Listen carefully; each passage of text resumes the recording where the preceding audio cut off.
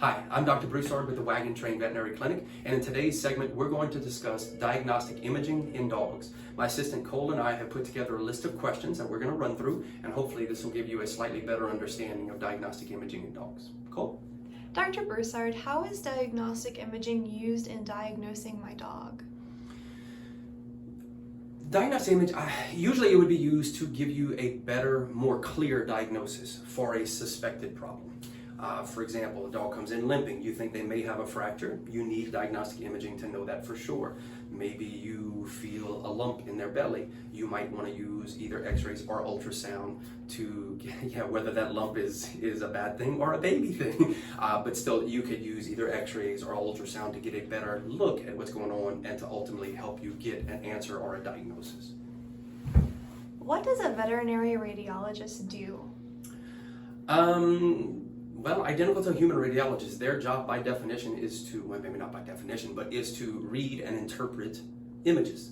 A lot of times in veterinary medicine, we don't quite have the staffing that some of the larger facilities on the human side may have, so sometimes radiologists may take their own images, or assist in taking their own images. Certainly with ultrasound, I know a lot of radiologists that actually hands-on do the ultrasounds themselves.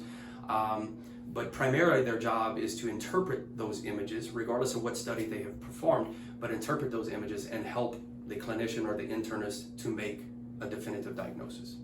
Yeah. What are the different types of diagnostic imaging? There's a wide array. The most common ones that we use on a day-to-day basis in veterinary medicine would be radiology, or x-rays if you will, and ultrasonography. I think those are the two big ones. There are facilities in the state and certainly in the nation that can use more advanced studies such as MRI, CT, even things like nuclear scintigraphy, where you might give some sort of a radioactive contrast agent that will pick up better. That's used a lot of times for thyroid and things like that. I do not have those last three at my disposal. Very few facilities do, but they are some of the more advanced methods. And when you use one versus the other, it really depends on what you're trying to diagnose. Bone is great for x-rays, soft tissue is good for ultrasound, but MRI, CT, those guys are really looking at soft tissue that maybe is encased in bone, like ligaments and joints, or tumors that might be like brain tumors, things like that. So there's a different place and time for all of those different modalities. What are some of the things that the veterinarian will look for when with diagnostic imaging? Yeah, so again, depending on what we're looking for. So if I have a dog that comes in with a limp and I do an x-ray, what am I looking for? Of course, I'm looking for a broken bone or a dislocation or something like that. Very straightforward. Sometimes with ultrasound, maybe you have a dog that you think maybe is pregnant or maybe has an abdominal tumor. So what are you looking for? You're looking for abnormal, basically, is what it is. I had somebody a long time ago tell me when it came to, well, medicine in general, but they said you can't recognize abnormal until you know what normal looks like. And to me, I feel like never before was that more true than when you're talking about diagnostic imaging, especially x-rays and ultrasound. You have to know what normal looks like, so that way when you do get that abnormal, you can be flying around like, oh, there's liver or kidneys, oh my goodness, what is this thing? So that's what you're looking for, is anything out of the norm that you get accustomed to seeing. Does my dog need to be sedated for diagnostic imaging? That's a good question. Sometimes yes, it depends what it is, and it depends on the temperament of the dog, really. Like literally today I've done 2 or 3 x-rays on dogs already and 1 ultrasound, and none of those animals had to be sedated. They were all very good patients. They sat perfectly still, and we got really good straight images, and the dog was fine with it.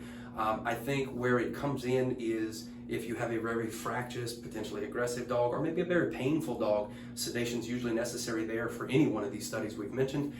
Also for the more advanced things like CT, MRI, if anybody's seen that, it's a big machine, and like you have to be on a table and sit perfectly still for a good long period of time.